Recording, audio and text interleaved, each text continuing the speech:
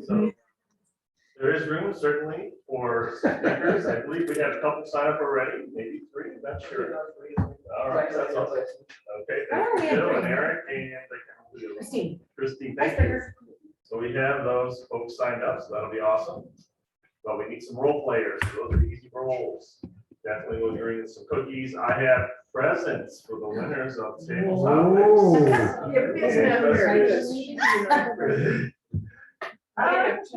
I'll have prizes. Maybe I'll have 2 prizes. Either way, it'll be some presents and some goodies. So I'm looking forward to that. All right. And there are no other announcements because I didn't see anybody else register. Let me check online for you. Oh, yeah, see what's going on there out there in the. No. Virtual world, is there anything going on? No. Okay. What is nice, what we did last week for the first time ever was we said here out loud, or like whoever was at the lectern Yeah. said who was here. And then we can also announce who's on Zoom. So we kind of all know who's Okay. at the meeting. Well, I myself am here, Jill, Vice President of Membership. Mark Campos, who is our Toastmaster today. Beth Banks. Caroline Halstead. Dave Licata. Sylvia Batiste. It's the casting hasn't kicked in yet. Mike Licata. Larry McKenzie. Our esteemed president of Shall be nameless. Tracy Farrell. A newest member, Christy Glopper-Banks. Christy Glopper-Banks. Let's see, Beth Orr is over. Jeannie Orr is over there. Oh, that's what I haven't gotten. Excellent. Mom loved it. Dr. Gerald Stevens. Eric Schneider. Steve Smith is hiding over here in the corner. Reading about his coffee. Forget it, no problem. And Jackie Penny, our mom. All right, then who's online? Oh, yes, now. Could Eric just hold up a square picture frame in front of him so we'll feel more at home like he's at Zoom? Who's online here? Online, we have Phil Russell, Thomas Moran, who was our quiz master today, I believe. Chris Nesser, sorry. David Jones, evaluator number 3. Jen Zapala. Len Thornton. Oh no, that Len's over there. That's Eric today. Phil Russell and Ryan Flory.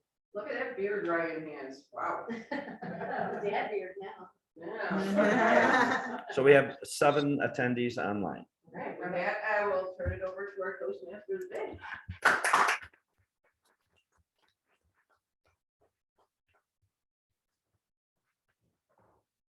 Thank you, Madam Presiding Officer. Toastmasters, good morning. We here in person to see you all and those of you. I like this new road. I think this may work a lot better for us. Point of order, though. Isn't this a full-blown podium? Here we have this debate, it's not. You gotta stand What did on it. Jackie say after Jackie? Podium is a stage. Up onto a podium Which has a lectern on top of on it. top of it, yeah. Or being all technical, and maybe I was correct. Wow. Tough crowd. In Yeah, any event, surprisingly, I'm really telling you. Before we get started, I just have a little bit of housekeeping to care for. I never heard from Larry Eckert, maybe a word master. Would anyone like to step up? I'm on back up. Anybody else would, I already have a job, so.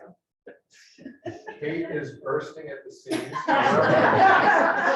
Hey, I'll do it. If you need I a think word. she might be willing to supply a word. Oh. Sure, it's actually a word that is the opposite of jealousy. I read it in a book last week and I've never heard it. It's called compersion, but it's the opposite of jealousy when you are happy for someone else's happiness. And I thought with gifting being the topic, we might have compersion for one another, especially at holidays. Okay. But hopefully year round. And I've never heard that word, so I jotted it on my list of potential words. for Can't you see today. some seventh grade boys got a crush on a girl and say, I have great compersion. Ew. That would be good. Not apply to romantic or sexual relationships. Compersion is feeling because of the happiness. for another person. David, that's. You're lagging electronically. It didn't take long. Sorry, We're Mark. already off the Sorry. rails. at about 7:04. Sorry, Mark. Okay. All right, thank you for volunteering. Both of you. Nancy Ferry signed up as our master last night, but I haven't. seen She's her. on route. YMCA, she's on her way. She's the other way. Okay, would anyone like to step in with some interim tracking until Nancy arrives? Thank you. And Marty Johnston is the general evaluator. He is on. Okay, thank you, Marty. Okay. Christmas gifts, the good, the bad, the ugly. Obviously, I call it Christmas gifts. It extends to all holiday gifts, just as a point of clarification. Where this idea came up for me. Recently having a conversation with some people. I don't know what the context was, why it came up, but somebody mentioned light brights. Does anybody remember that? Yes. Oh, yeah. They still have it out. I never I had love one. it. Yeah, so I had this toy, it wasn't the greatest thing. In the 1970s, technology was whiz bang stuff, a light where you put in different colored pegs and you can make pictures. Yeah. But it sent me on this journey down memory lane. And I was thinking about getting that toy, and I vividly remembered that Christmas. I can picture being home, other things I received. I'm thinking about Christmas. We've all received some good ones. We may have received some bad ones, maybe even some ugly ones. Then again, we might have given some ugly ones. So I thought we could have a little fun with this today. As you speak today, I would encourage anyone who addresses the group to share with us a brief tale, something really awesome you ever received, maybe an epic fail that you had. I'd like to hear about it. Because I think about Christmases, and of course you always reflect as a kid, and I think of some of the best things I ever received. And obviously, growing up in the 70s, video games, when they were in their infancy, that was pretty cool stuff. I can remember a series of Christmases where I received my first Pong game. Those of you that grew up with sophisticated video games will never know the simplistic joy of just moving two bars up and down and bouncing the ball back and forth. I couldn't even do that. I remember getting the next, I think it was the next year, it was Telstar Combat. It was a tank battle game, levers, and you can move the tanks. That was a lot of fun. But the topper was the year I got my first Atari 2600. That was a great Christmas. So again, fellow Toastmasters, feel free to share with the group. So what I'd like to propose a toast, and I want to get this out of the way because I always forget to propose a toast as a Toastmaster. Here's to Christmas gifts. May we give gifts that make people happy, and may we receive what we want. Here, here. It's all ordered. Didn't make it. I'm not here. It was when Joe. Nothing came out. We will move on to the job holders today. I'd like to introduce our word master, Jill.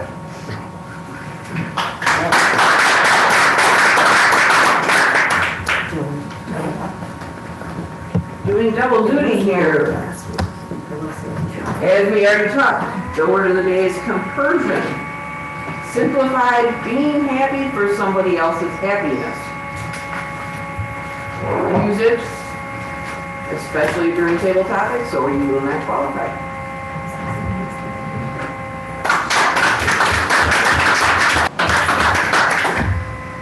Our master this morning, Beth Banks. Beth.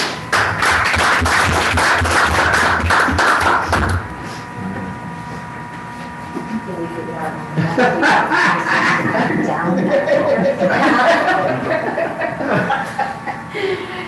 my job today, until Nancy gets here, if she wants to just hand it up, is the odd master. I am counting ums, ahs, pregnant pauses, and these other filler words that we do tend to do.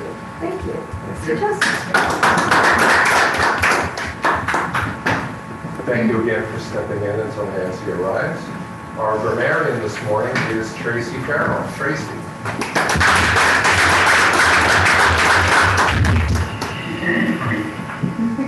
Thanks for bringing that down. So I'm going to take a small twist on Mark's theme of the good, bad, and ugly and turn that into grammar. I'm going to be listening to the good, bad, really ugly grammar that we all have, and I hope at the end of the meeting we'll all have conversion for each other. Thank you.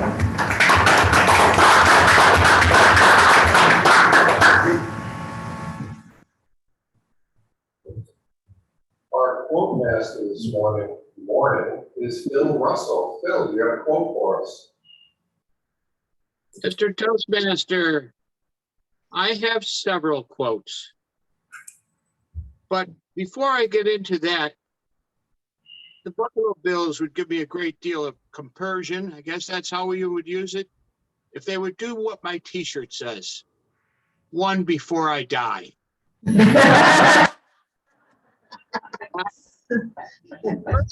I have three quotes that I looked up. There's plenty of Christmas quotes about gift giving.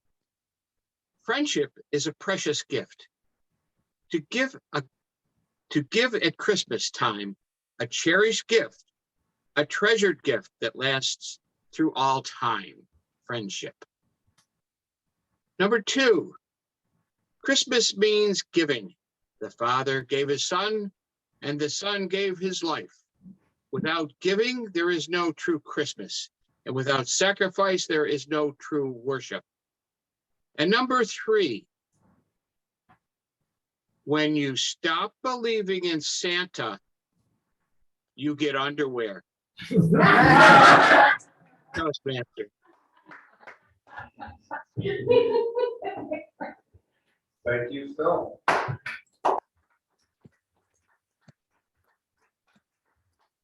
Our jester this morning is Steve Smith. Steve.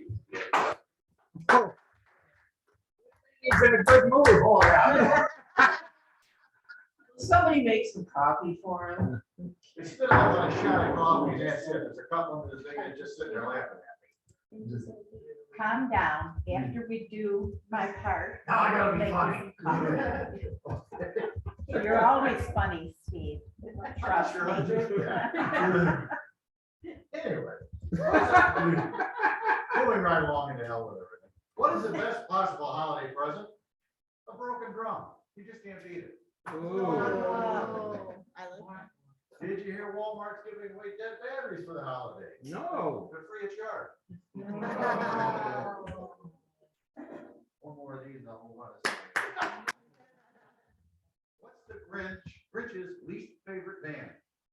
Dan. The Who.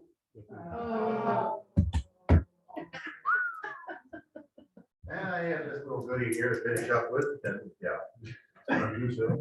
if you see a fat man who's jolly and cute wearing a beard and a red flannel suit, and if he is chuckling and laughing away and flying around in a miniature sleigh, with 8 tiny reindeer to pull him along, then let's face it, your eggnog's too strong.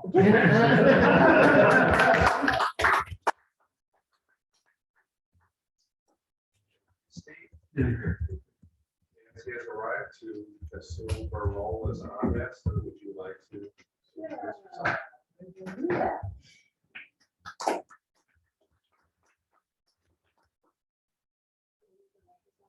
That's so that the people at home can hear, right? Yes.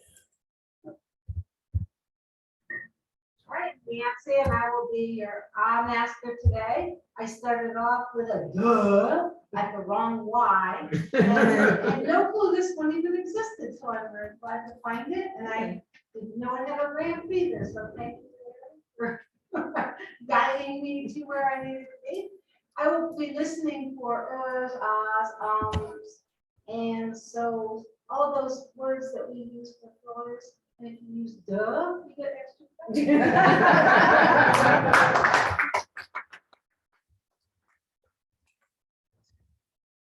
Our timer this morning is Michael Nakata. Michael. Ooh.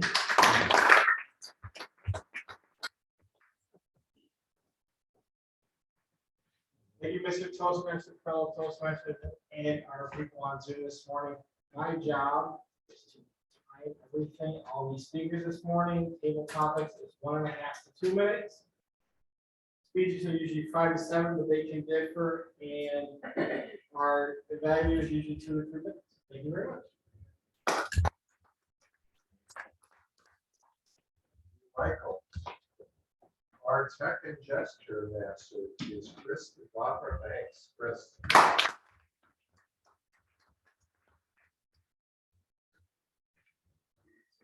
Morning. Morning. So as the Tech and Gesture Master, I will be reporting on the use of technology, plus body language, facial expressions, and gestures, throughout the meeting, and then report on it at the end.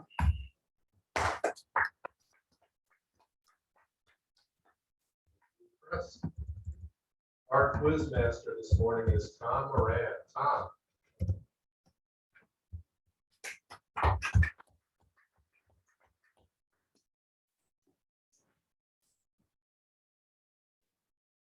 Thank you, Mr. Toastmaster. I will be listening intently, making some notes and asking questions at the end of the meeting, primarily to check and see if everyone has been paying attention.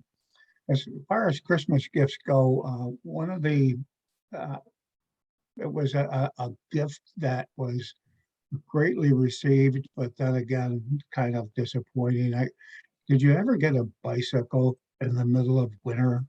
We had a snowstorm.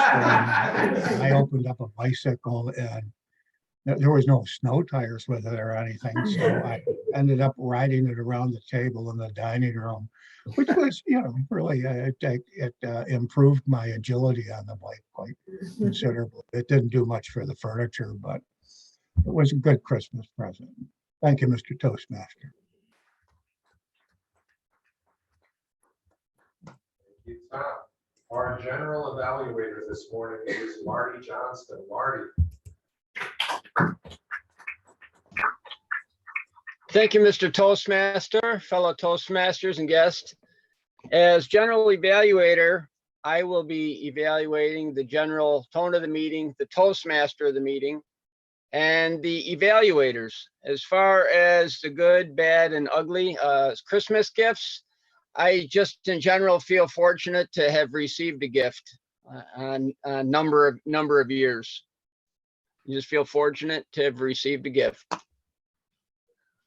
Thank you. Back to you, Mr. Toastmaster of the day. Marty. For anyone's favorite portion of the Toastmasters meeting, our club mom will test our ability to speak extemporaneously. So I would like to turn control of the lectern over to our table topics master, Jackie Kenny. Good morning, everyone. Good morning. Jackie, would you do us an audio favor and pull that microphone as close, like you can keep it in the clip, but it can ride all the way and push forward towards you. Can we turn it around the corner so that? Just the folks at home are having a tough time. Yeah. Yeah, that'll work. It's got to be turned right in now. Exactly, I was saying. There we go. Yeah. Yeah, That's better. right. Go team. I looked up the word From North compersion, Carolina. and interestingly, it is a well-known term among those who practice consensual non-monogamy. Well, I didn't know Which I that. find That's not my definition. the only way you should practice non-monogamy is consensually. Joy for other one's joy makes more sense to me. So make sure all of our participants to use that word today, compersion. And you think I was Correctly, scolded. please. Jen also corrected me and said Dave was right. I was like, no, that's not the definition I found. Christmas gifts are always kind of interesting. I know I've gotten some stinkers in my time, like the year we got married very young, so there were many, many years when there wasn't a whole lot of money. And one year, my mother-in-law gave Kevin's younger sister this beautiful robe for Christmas. And I could have really used a robe. I got a box of towels for my gift from her.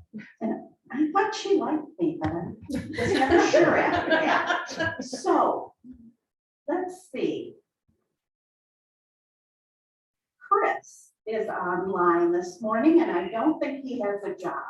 Maybe he'd like to tell us about an interesting Christmas gift he got once upon a time, using compersion in there somewhere.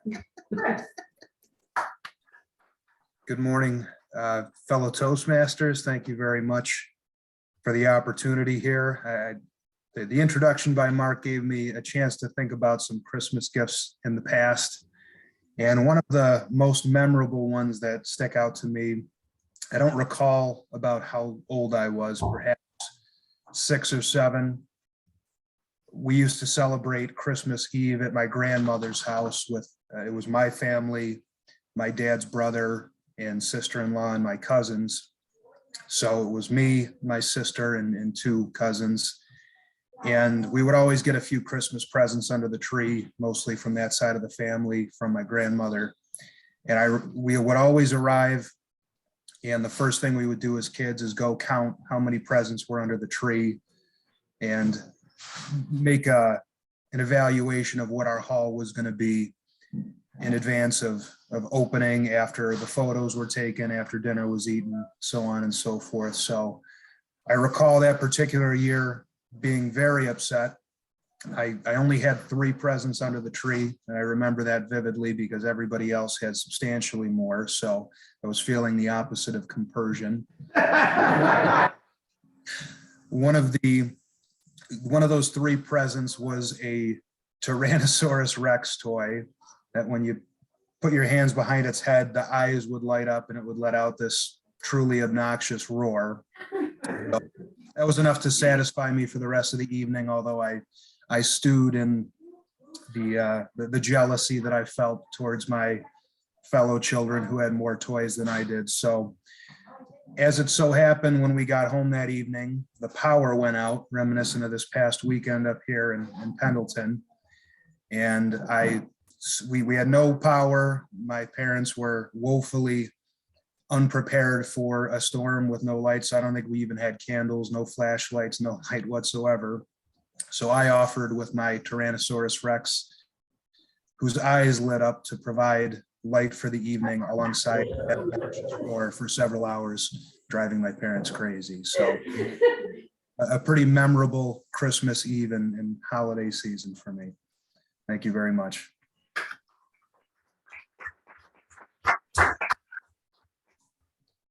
Thank you, Chris. I remember that toy. I think one of my nephews had it. It really was obnoxious.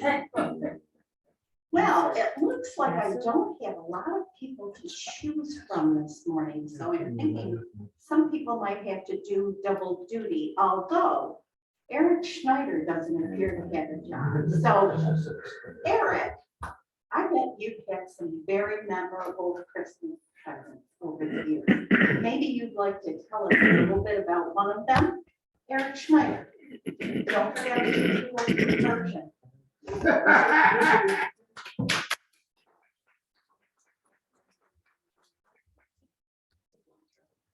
And table topics, master, fellow Toastmasters, and everybody on Zoom, and Rick Van Len is on, so if anybody knows Len's on, but I digress. May have some memorable holiday gifts besides clothes. Was I got this toy with a robot, because with a remote, there's certain buttons that he will do. Dancing, like he actually had to go, how he goes like this, and he does moves back and forth. I was like, okay, I think I can manage this. Memorable, maybe, but silly, yes.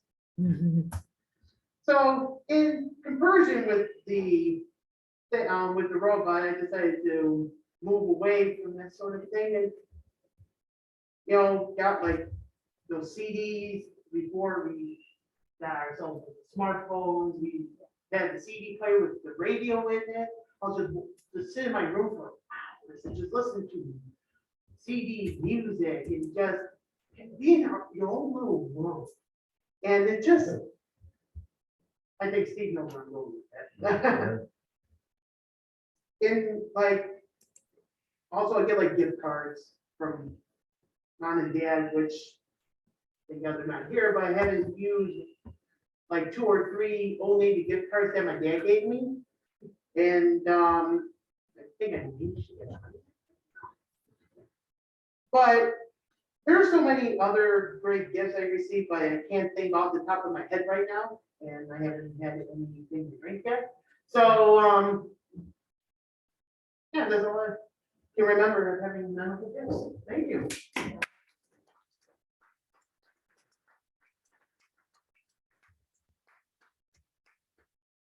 Thank you, Eric. And one last person to talk about Christmas. I have a memorable gift on this morning. I've received a number of pieces of jewelry over the years after Kevin stopped buying me sweaters that didn't fit or were itchy or ugly. He got in touch with Mills Jewelers and started finding much nicer gifts. However, one of my favorite pieces of jewelry is one that my son found a few years after Kevin died. It's got our initials and the date of our wedding in Morse code, which is pretty memorable because that's what Kevin did in the Navy. So, ... So I'd like to hear from someone else about a memorable Christmas gift. And let's see. Phil Russell, you can do double duty. Why don't you tell us about a memorable Christmas gift in your life or a memorable Christmas using the word compersion? Phil.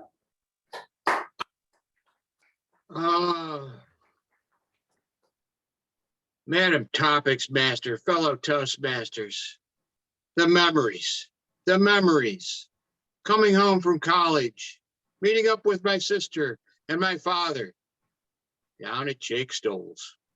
My father was usually negotiating how to get that tree from him and take it home already decorated because he didn't want to go out and find a tree because he was decorating himself. And so Molly and I would go out and get the most memorable gift ever given to our 3 younger sisters. Hamsters, a little white mouse. That little white mouse didn't see the light of day for very long. It chewed through one of my mother's carpets that she was going to use at the lake. I saw it happen.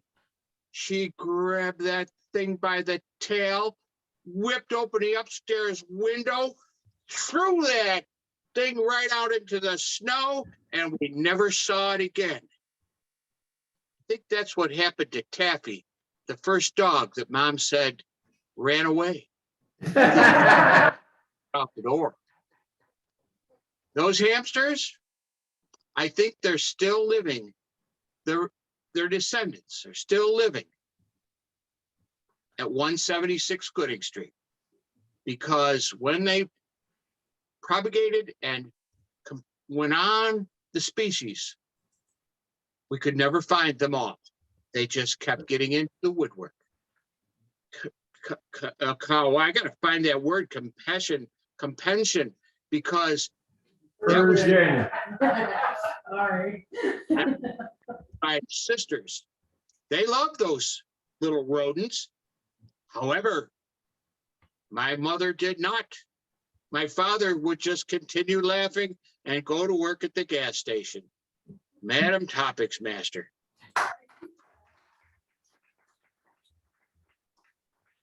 And since you know, Phil, you can probably imagine what's what's your life? May I have a timer's report, please?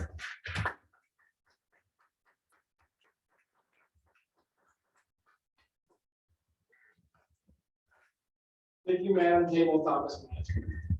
Our report that Eric and Phil made it on time. Chris, unfortunately, you went over at 2:22.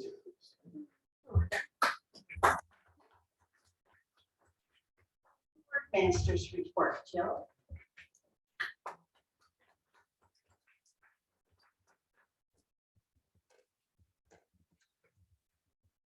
Person, been used by Tracy once.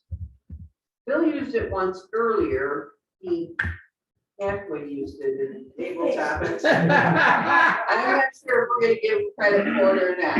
That's up to you. Are we gonna say no? He's a butchered form. The butcher form. He tried. Yeah. Chris and Eric both used it, so they all sort of qualified. If you want to go down that road, Eric used it incorrect. We can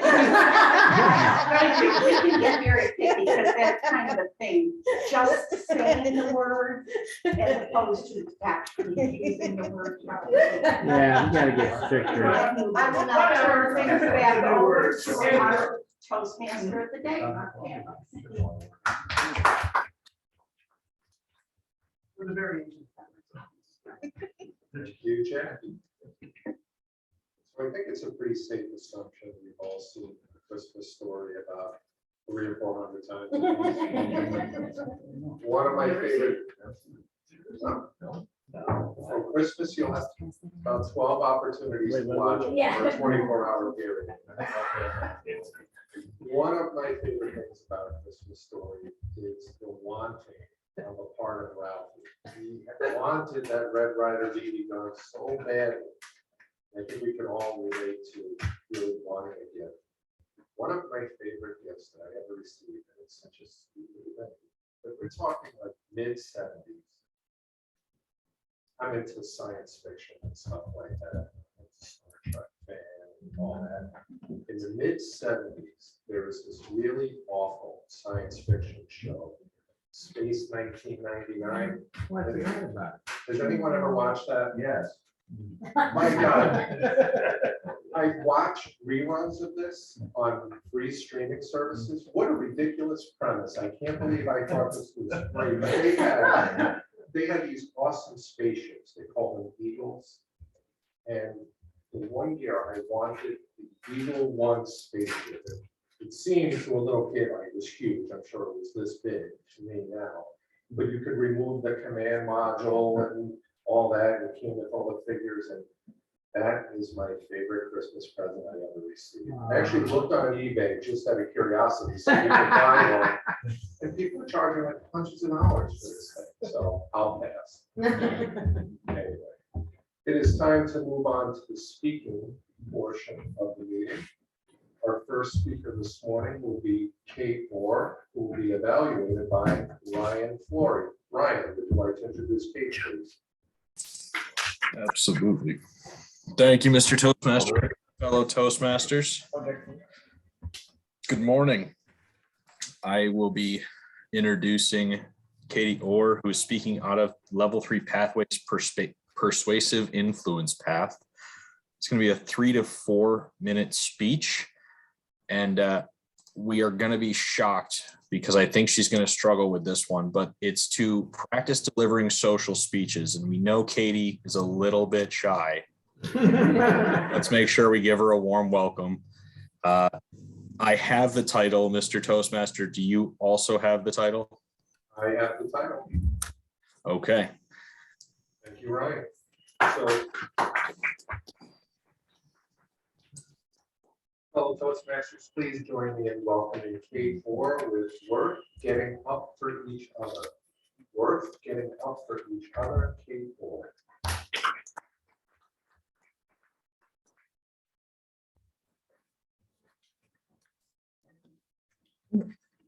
Can you hear me all right? I like this on the side. This is great. Thank you, Mr. Toastmaster and fellow Toastmasters.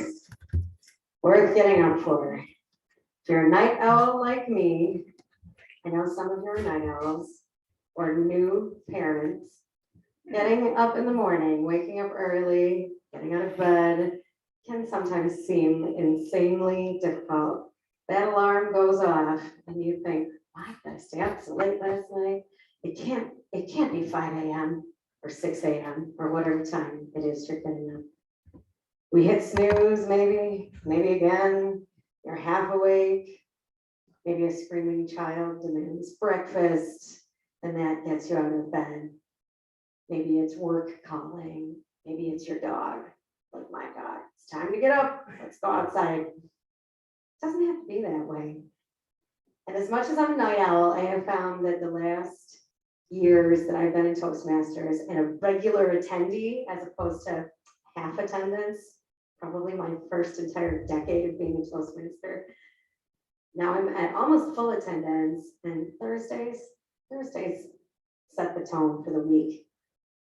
I get the least amount of sleep, I think, on Wednesday nights into Thursdays, but I value these Thursdays so much. It's like getting pumped to wake up, and I rarely hit the snooze button anymore on Thursdays, I will say.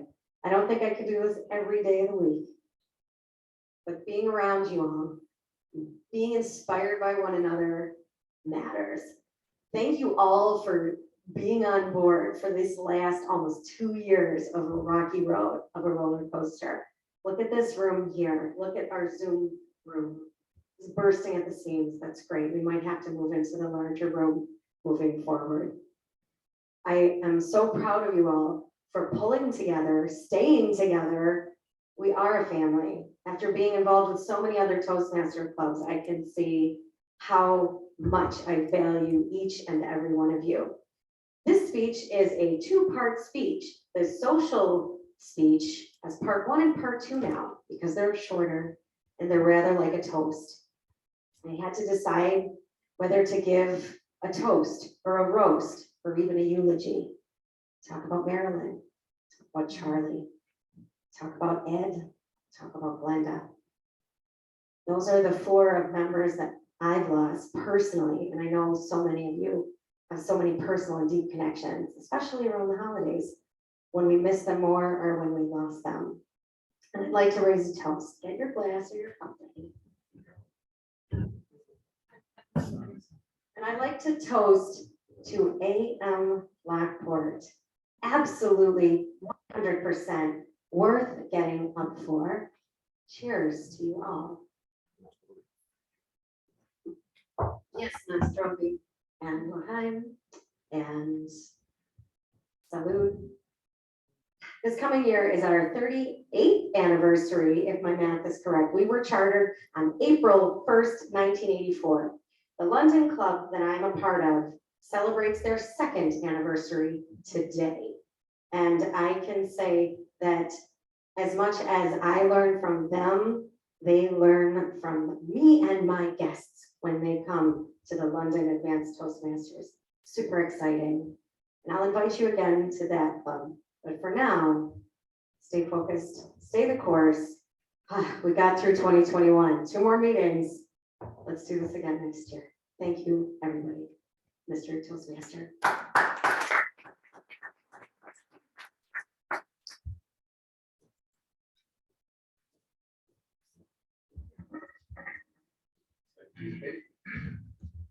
Our second speaker this morning will be David Licata. And David will be evaluated by Dr. Gerald Stevens. Dr. Stevens.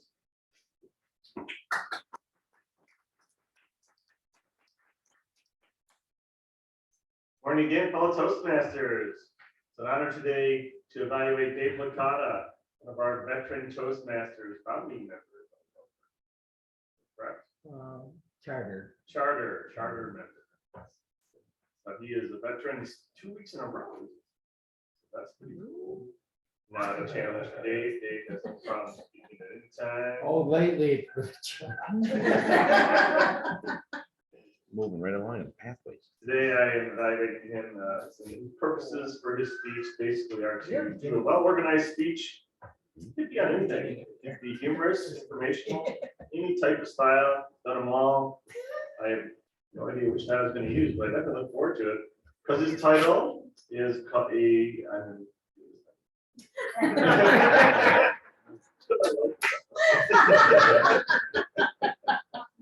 it is 5 to 7 minutes. And it is called a modest proposal. A modest proposal. From the Modest. salesman, Dave.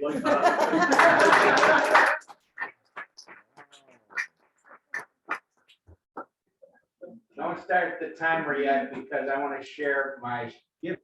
It doesn't. No, sorry.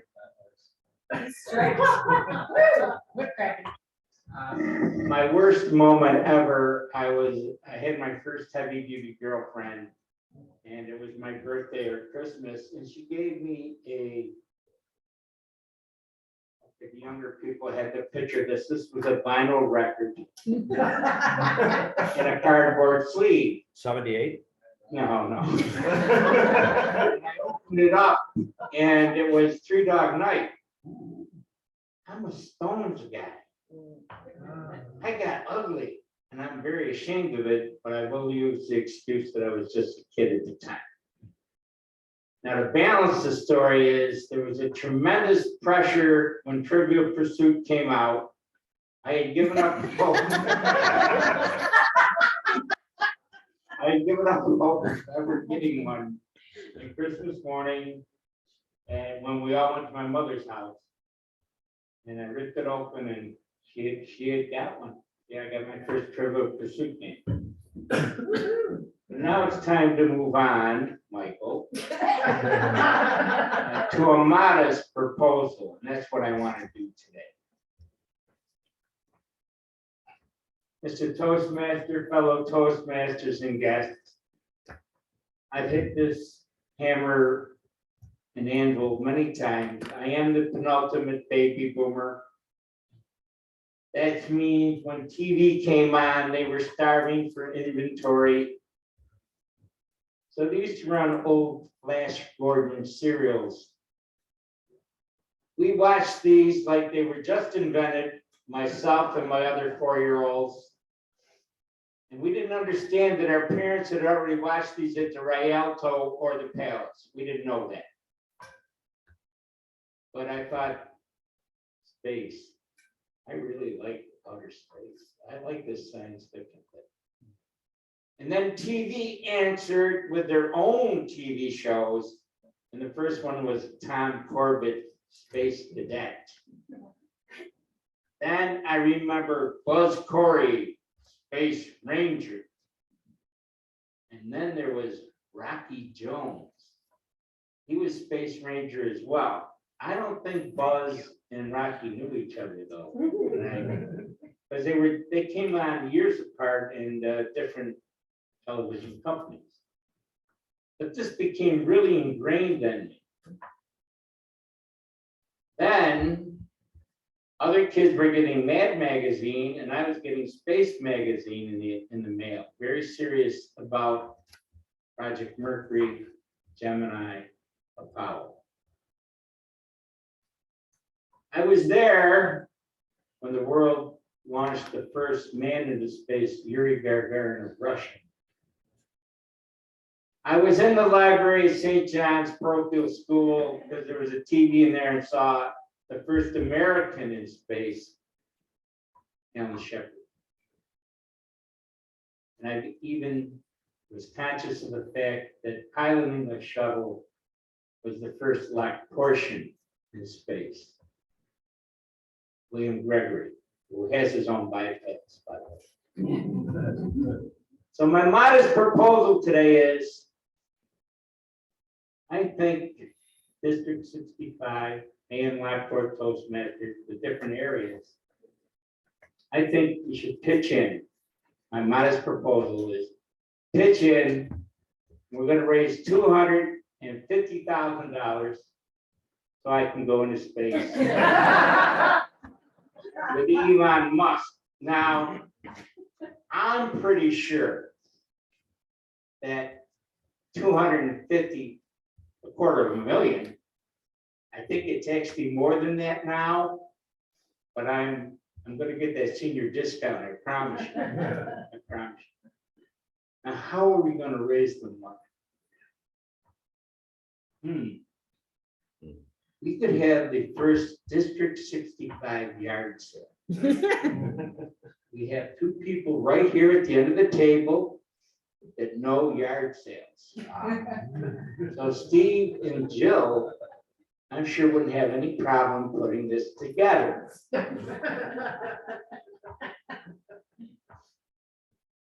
Now, we could get District 65, find some giant yard somewhere in the middle of District 65. We could assemble all that yard sale stuff. That's my modest proposal, and I promise to pay you back upon my return. But first, you know, some of you might be put off by it. But I want to point out what an opportunity for conversion in my name. Don't you think?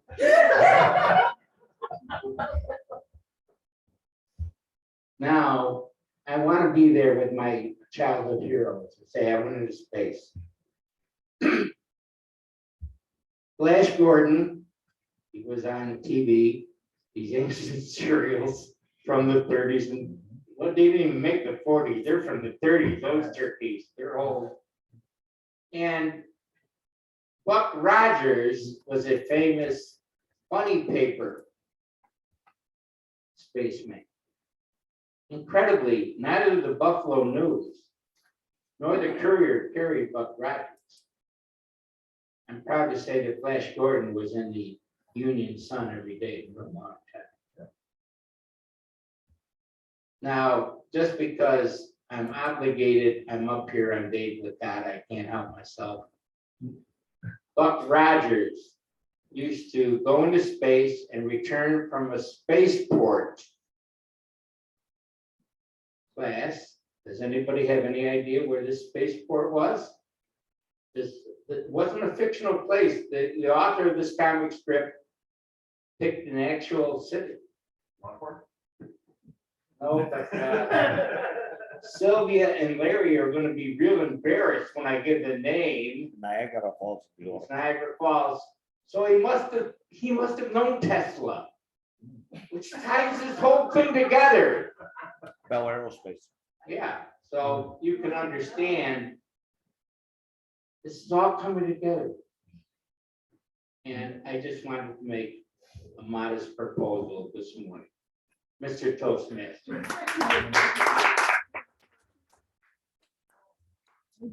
Sorry, I promise upon my return, I will get my DCM, so that's a little bit more. You just took away all credibility. They have the space pack on display. now you're cut- now It's got his grandfather's fingerprints on it. Thank you, Dave. I must say that was a very compelling proposal. I would love to send you into space. But you lost me at yard sale. I would rather undergo root canal than be involved in the Could sell all your Yankee gear. And I'm sorry, I don't believe anyone that says, I made $800 at my garage sale. I call, you know what?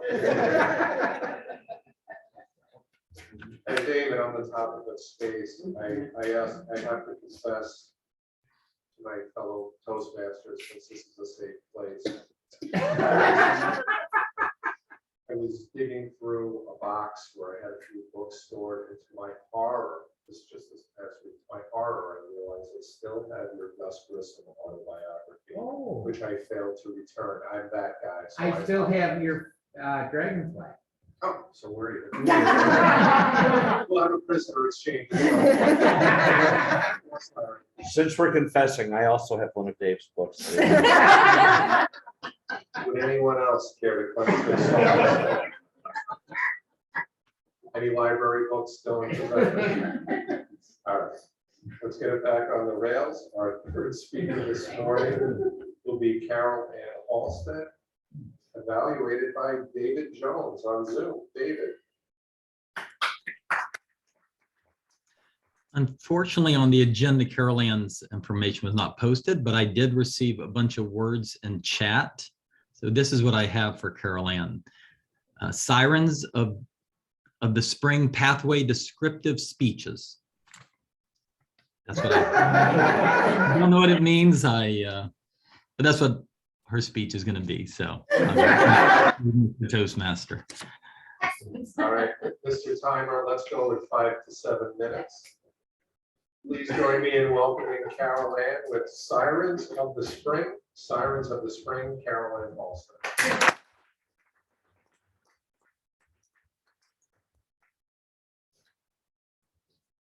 I left out Dr. Jerry, he's from the falls.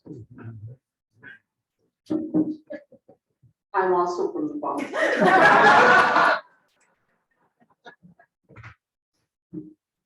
1947, it was a banner year. For a couple reasons. One, I was born in 1947. You don't have to do the math. I'm 74. Sirens of the Spring. Also in 1947, in Florida, Newt Perry and Walton Smith, who were underwater stunt swimmers and attraction promoters, noticed there was a huge spring, actually the biggest vent spring in Florida, in Weeki-Wachee, which the Seminoles named that for Little Spring and Winding River.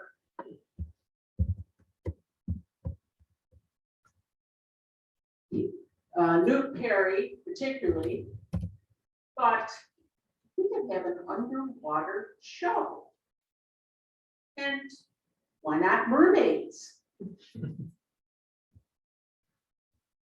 So he developed an auditorium, which I was recently to just last month. And you go down a ramp after you see the spring, and you realize you're going lower, which you're probably under a viewing underwater scene. As you sit there, they play some music, they show some old movies of when this show first started. And then the curtain raises, a bunch of bubbles go before your eyes, and all of a sudden, there are some beautiful mermaids peering out at you. They have the long flowing hair, and they're, of course, they're fin instead of legs. And they make it look so easy. And they're underwater, they look like they're singing along with the music. But frequently, you see a little hose that they grab onto and take a breath. Because 4 minutes would be the max for anybody underwater. And since Newt Perry was very expert at underwater scuba diving and things, he developed these hoses for them. And they do little acrobats. And the spring there at Weeki-Wachee, I said it is like the largest, and no one's ever found the bottom. People have gone down. Now these mermaids don't just decide I want to be a mermaid and the next day they're in the water. It's months of training. They have to be scuba diving certified. They have to learn how to breathe in this hose, which we talked to one of the mermaids and she said that it's a very long time to learn.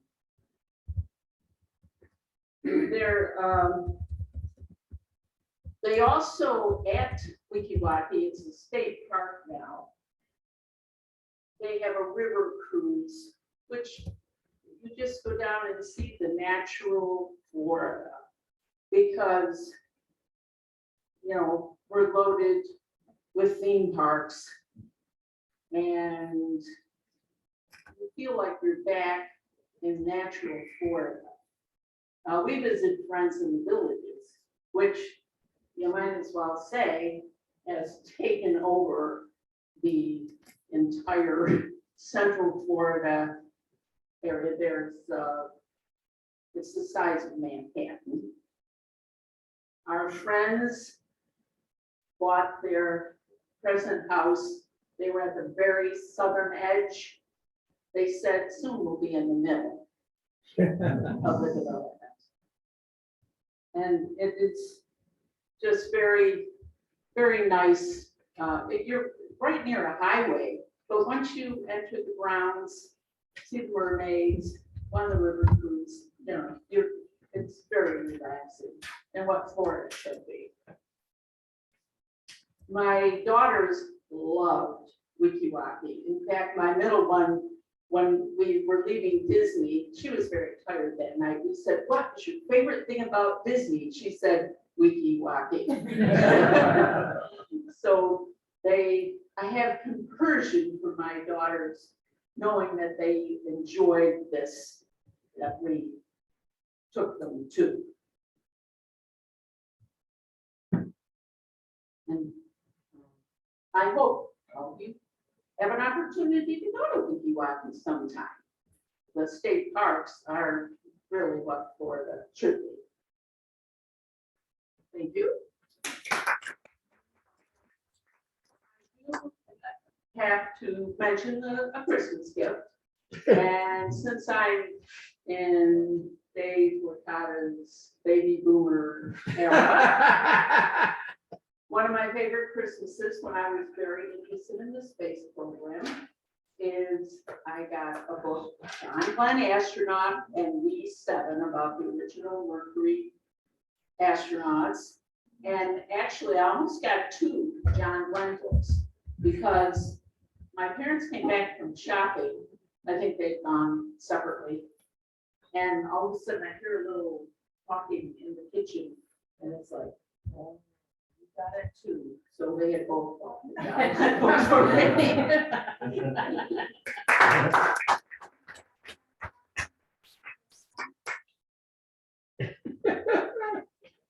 Thank you, Carol. Thank you, Coffee Bunny. At this point, I would like to call for a timers report. Michael.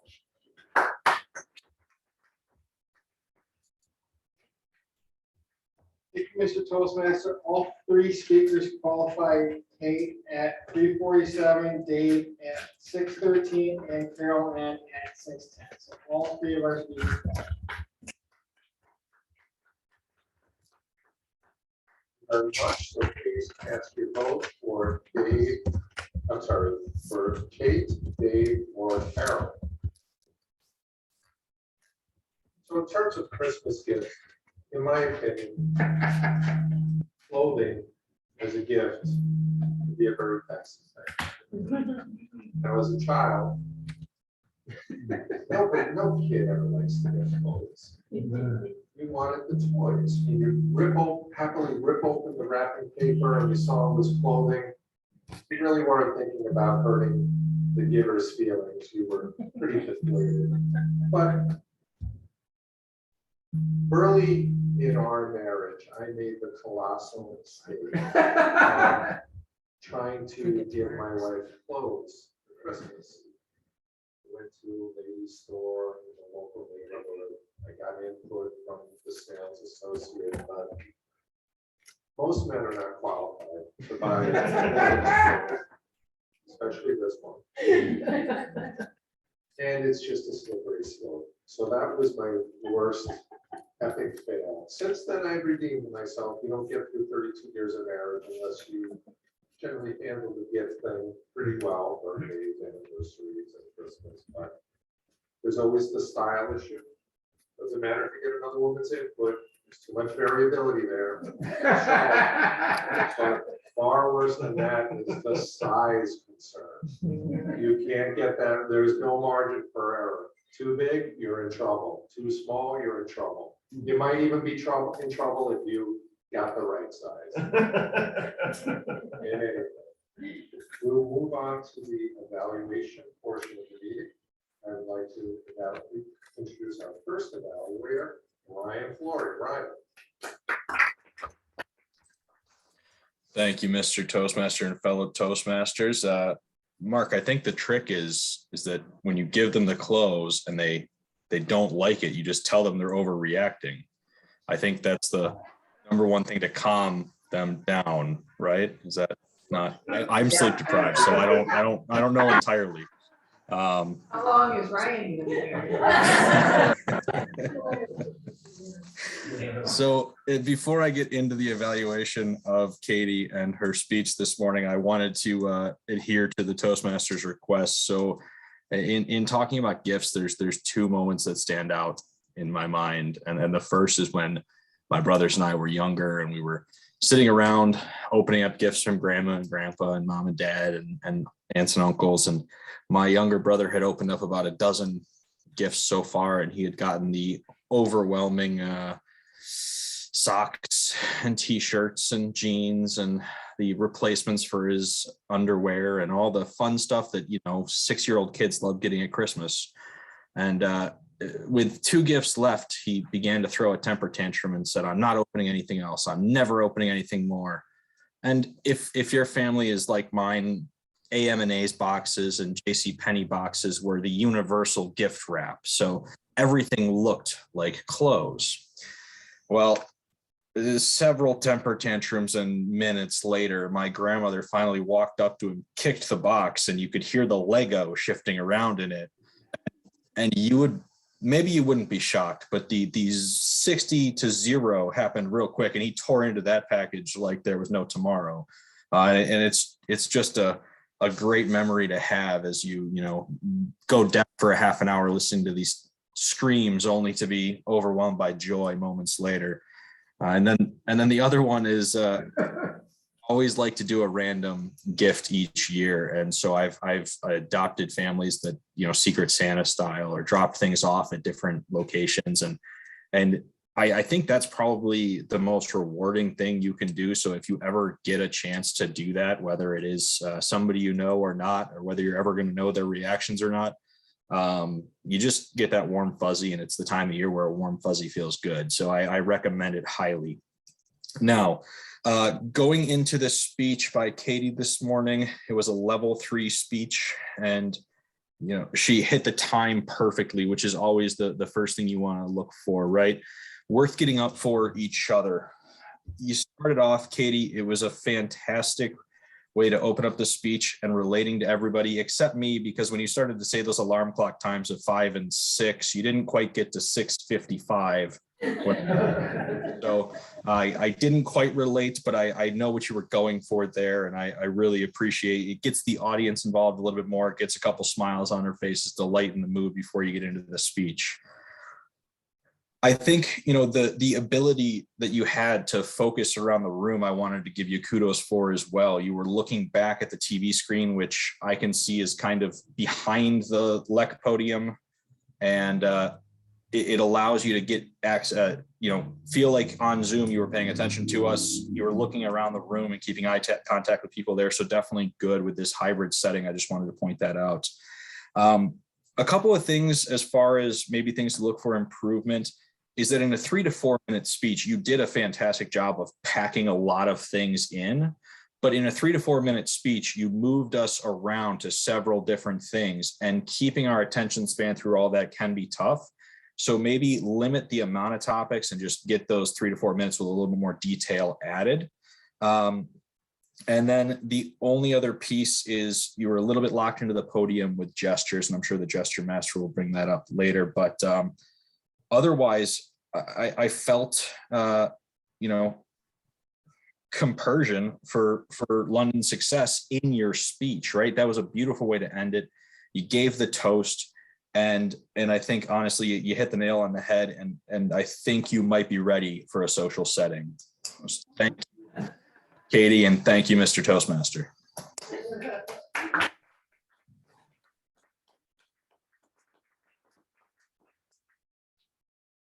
Ryan. Our second evaluator this morning will be Dr. Gerald Stevens. Dr. Stevens.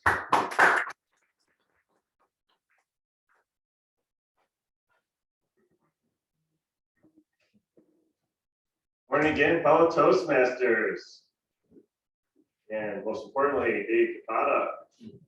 Pleasure to evaluate the speech of such a veteran Toastmaster. You have all the skills, of course. The first thing I want to talk about is the title.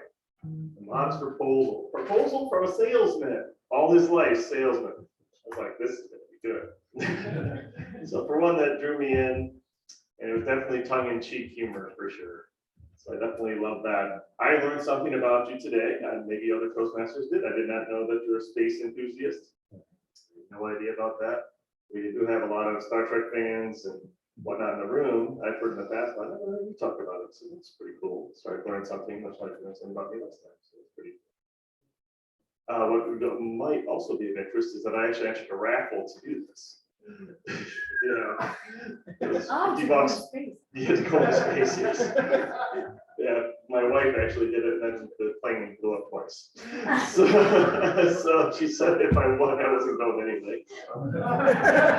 Success stage for the side. But back to Dave. Humor about it. I looked around the room. It's always a good idea for evaluators to do is look at the room and see how the room was responding. Engaged. Every eye was on Dave. Everybody was laughing. Excellent engagement of the crowd. So love that. The idea raised $250,000. Even offered ideas for fundraisers. So here's my idea. This is what I want to do. How can I make this happen? Perfect salesman technique. Love it. Let's do a lawn sale. May not be favorites of some Toastmasters, but that's fine. Any way to raise the money, right? And I also love that you have a local connection. But as Toastmasters, this will give you some pointers for improvement. The only couple things that I had was move out of electric. So we kind of get a feel for that. Tighten up the organization a little bit, the space references, because you're kind of here with them and kind of there with them. Maybe just kind of all in one spot. Maybe have some humorous fundraising ideas. So not maybe just a lot of sales, maybe some funny conversion ideas. Yeah, and I bet you could come up with those. I have no doubt. Some other pros, I would say, as a veteran Toastmaster, he had eye contact, local variety, of course. Some gestures, just natural. He proposed, he talked about his childhood heroes, and he used the word the day. And in his conclusion, he had a pitch, sales pitch, to kind of bring it all together with the title. So I really love that. And I think we would all love to send you to space. So let's maybe challenge Dave to raise some money in other ways. Mr. Toastmaster. I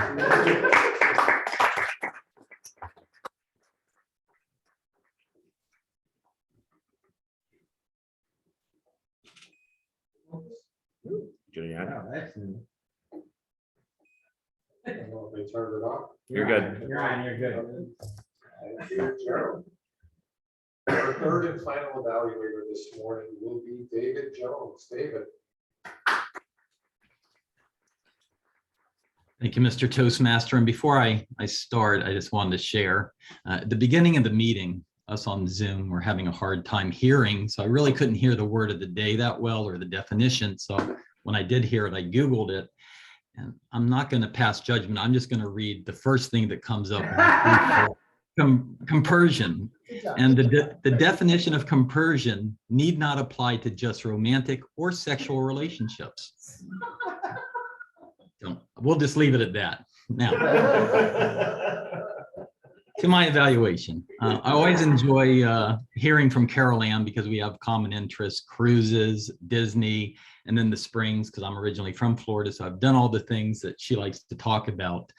And I liked that you, especially in any speech, you show, you don't tell.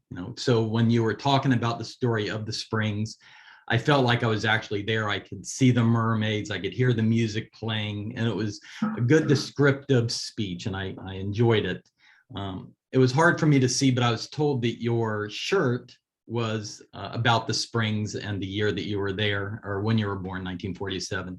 And I love props. Anytime somebody has a prop, even something subtle as a t-shirt that is talking about their speech, is a great way to interact with the audience. And I also like the title. At first I thought Sirens of the Springs had to do with the time of the year, but it was a play on words where obviously the Springs were the Springs of Florida.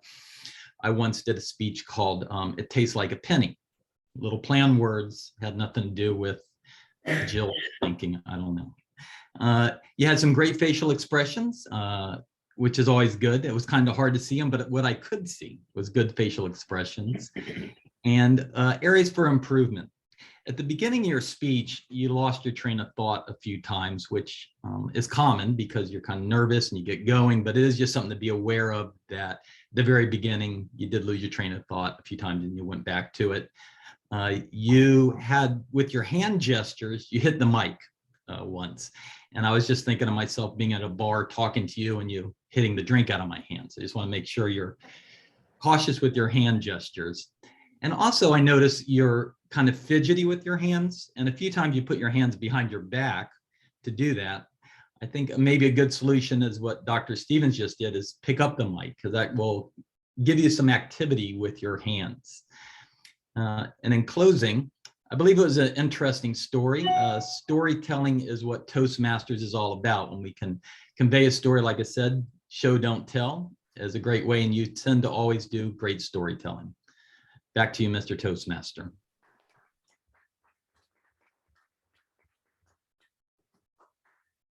Thank you, David. Michael, can we get a final timers report, please?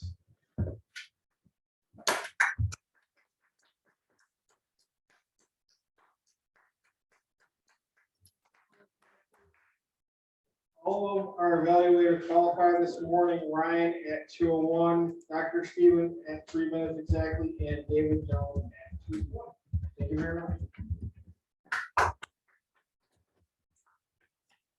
Michael, so there you have it. Please cast your vote for either Ryan, Gerald, or David.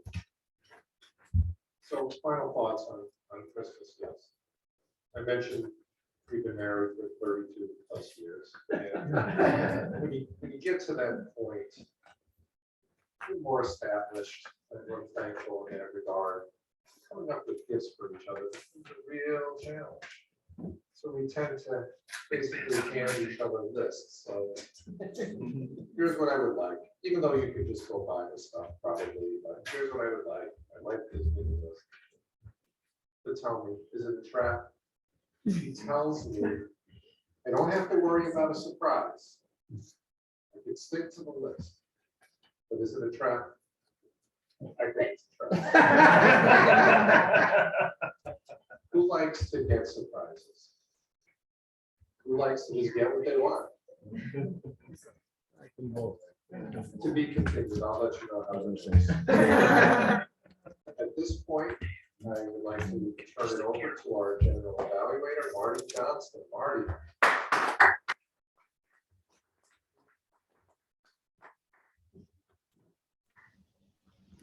Hi, Mark. Thank you. Thank you, fellow Toastmasters. I do not see any guests. Mark, you ran a great meeting this morning. You started on time. You had all the roles filled. You communicated well in advance to all the participants. And I like how you had everything set up. You communicated with everyone to ensure we had this 3 speakers, a solid meeting, table topics, 3 speakers, 3 evaluators. It just made things go so very smoothly. As I said, the meeting started on time. You had some filler information about the theme of the good, the bad, and the ugly Christmas gifts, and you gave each member an opportunity to share their experience with those types of gifts. If I were to offer one suggestion, and I would like to see it more in general from everyone, I know some people do it. When I'm the Toastmaster of the meeting, I learned years ago, it's always nice if you can have some type of introduction for the speaker other than the information in the, in the path or from Pathways.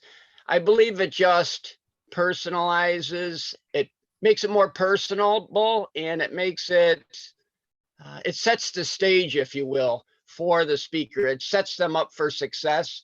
You know, you could give a little bit about why the speaker, why at this time, and you could give a, you know, something related to the speech that leads into the speech, but it doesn't steal the whole speech. That would be wonderful if we could start doing that. I think it just adds another flavor to the program, and I don't think it would take more than 30 seconds to do. It just, I know in the past I've done it and it does involve a little extra communication, but I think it's well worth it. Overall, well done. As far as our evaluators, all our evaluators did a wonderful job as well. Ryan, I was worried when you talked about Kate saying, you know, that you were hoping that she'd be sociable enough to be able to give this speech. I was worried a little bit. You had me scared, but then at the end, I felt a lot better. And it's nice to see you, Ryan, back at AM Lockport. And Ryan, you pointed out with the sandwich approach, some good points, some strong points that Kate had. And you gave her a couple bits of information, a couple suggestions for improvement. The same with Gerald on Dave Licata's speech. And David Jones, you gave some of Carol's strengths, what you liked about her speech, and then you gave her a few, what I thought were some good, strong suggestions for improvement, especially with the new setup and using the directional mic. I just, in general, I noticed that with the directional mic, from my perspective and from my hearing ability, I had my mic set on 60, I think it is. And normally I have it on 50, about halfway.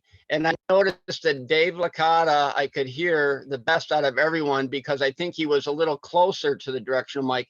And I don't know if that was just coincidental or not, but I did hear all our speakers to the speaking portion fairly well, as I said. But Dave, that's a good suggestion you gave Carol Ann, to use the mic, to use, to free up, to use that one hand, and then she could use her other hand with the gesture. So that was, so I would like to thank all our participants in table topics, our speakers, and our evaluators for a well run meeting. And I feel some compersion from the participation in the meeting this morning and the happiness that was, and everyone being involved in the meeting. At this point, Mark, if you'd like, I can run through the reports. You can start with the master report.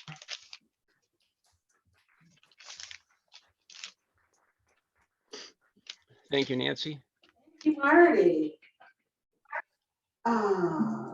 That takes care of all 13 of the ones that I heard.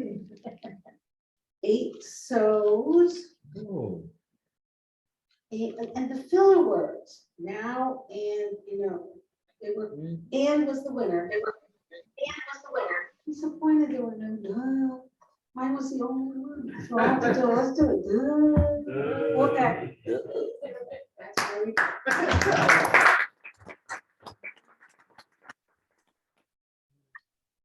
Next, how about our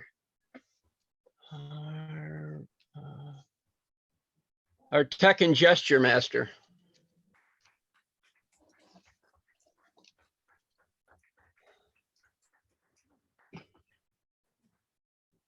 Good morning.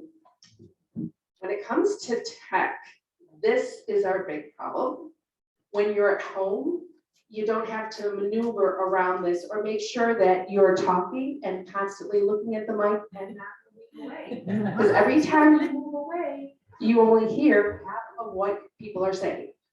For us, it's not that bad, but when you're on Zoom, they don't hear everything. So you need to be aware of where the mic is. And Kate, you did really good at moving yourself, but continued to speak through the mic while you were doing it. So adjusting the mic when you get here, making sure that because you can hear the sound of your voice through a microphone. So that's just when you're here, being aware of that. The podium, as Ryan said, sometimes for us who are height challenged, you can't see down here. So either make it bigger or even a stool sometimes works. Gestures and facial expressions. They were great facial expressions. Carol Ann, I loved how you moved your head and your facial expressions, Jill, as well. And when I'm using a lot too, sorry. Some of the bigger ones, Eric, everybody's clapping, quiet down. Phil, opening the window and chucking the mouse through the window. So there was great expressions and great body movement. So that, I believe, is my report.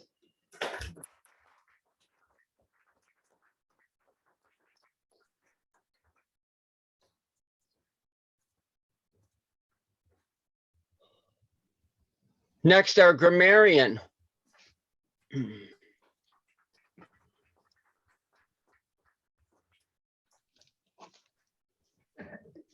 Ow. Thank you, fellow Toastmasters. So as promised, we're going to talk about the good, the bad, and the ugly. And the good, as Dave said, it's show, don't tell. And Chris, in table topics, mentioned reminiscent, and then he referred back to the snowstorm in Hamilton. Bill used propagated of those hamsters. We saw those hamsters coming out of nowhere. Dave Licata, I love this. Dave Licata was talking about those old timers and then words that he used, he called them those turkeys. Fit right in with it. Dr. Gerald Stevens used tongue-in-cheek humor. And then we'll go into the bad. Chris in table topics talked about his fellow children instead of his siblings. Carolyn, you said a bunch of bubbles go before your eyes instead of appearing before your eyes. And Ryan, I don't know if this is good or bad, but you invented a new word, the podium. Then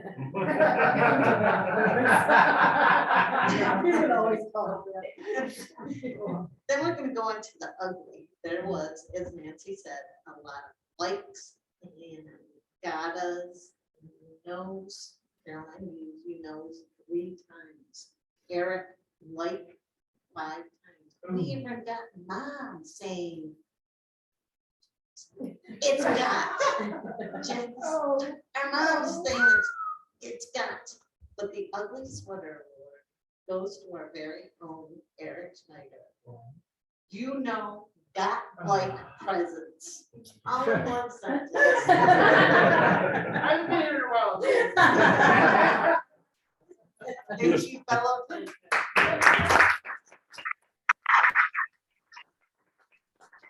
Thank you, Tracy.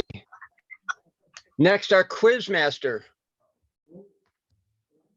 Thank you, Mr. General Evaluator. My first question is, what time is it? 8:30. 8:30. Oh, okay. My first question would be, Eric Schneider got what memorable gift for Christmas? Dinosaur. Robot. Dinosaur. That was Chris. Okay. Which evaluator has grown a quite impressive beard since we've last seen him? Don't know what that question is. Repeat the question, please. Repeat the question. Ryan. Hopefully somebody on Zoom got it. I have the advantage of seeing Ryan there. That's magnificent, Ryan. Thank you. David Licata and his modest proposal is looking, well, I don't know why he just doesn't take his checkbook out and write a check. He is looking to raise money. And how much is he looking to raise? 250,000. Very good. And what happened to Phil Russell's, the white mouse at their house? What became of that? Unknown. It blended in with the snow. Yeah, I guess so. And Phil Russell's mother is my godmother, and I can see her doing that. So I will cut it short because I see we're already over time. So I'll turn it back to our general evaluator, Marty Johnson. Thank you, Marty. Thank you, Tom. Thank you very much, Thomas. Our word master to close things up. Thank you.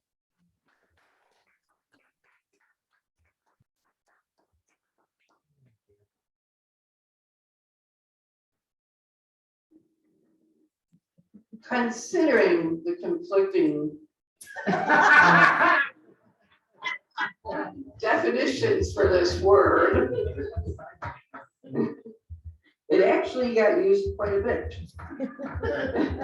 It got used 5 times after table topics. Dave Licata, Carol Ann, Ryan, David Jones, and Marty all used it once. Now, one thing I did notice is Tech and Gesture Master Chris did not point out. Phil, with his background, was swimming in the water. There was water under his body. That is my report.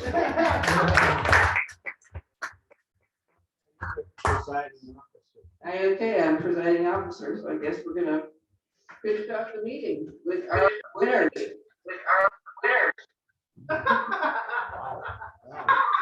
We are having a little bit of feedback issue here. Table topic speaker. I'll turn that down. They can still hear you. Keep going. Okay, Phil Russell. Even though you're swimming in the water. It's pretty cold out there right now.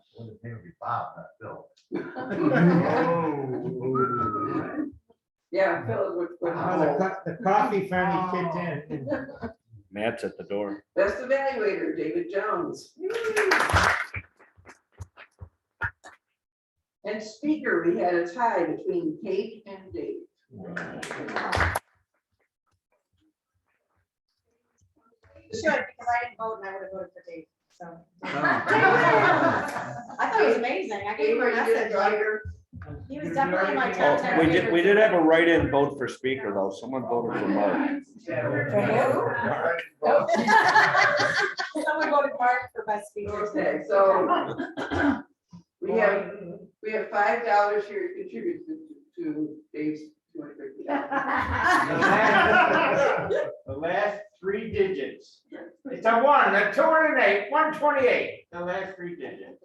Yeah. Don't forget to mark the. I would like to donate that back to the club. Okay.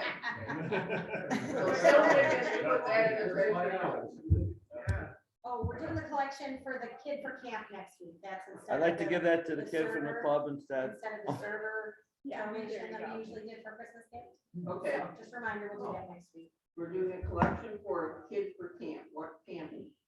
Summer camp. YWCA summer camp. YWCA summer camp. To sponsor a child If you're for not summer coming camp. next week, you could give Sylvia cash today for that. if you Or can't you come. could send a check if you're going to only be here by Zoom. Indeed. Since we aren't giving a ticket to our speakers.